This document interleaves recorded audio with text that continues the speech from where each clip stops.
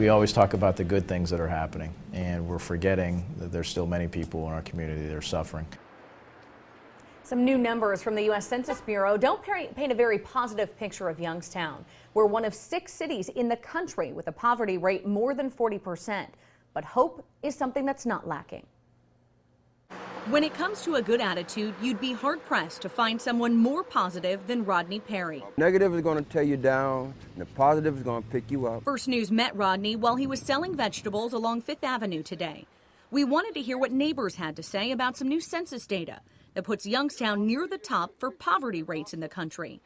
Rodney wasn't surprised to hear that, but he has faith things will get better. The younger ones will come up, and that's going to make it happen. 40.2% of Youngstown citizens live at or below the poverty line.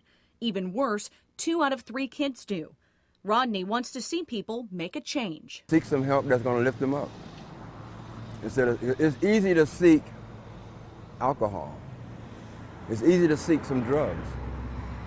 But it's not as plentiful.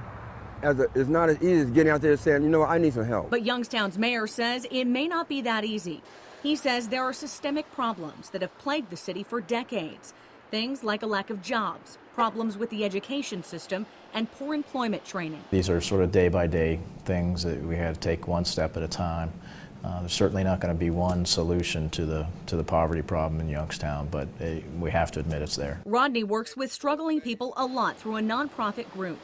He helps them get off drugs and find jobs, and offers them all one big piece of advice. Deal with the most positive thing you can deal with.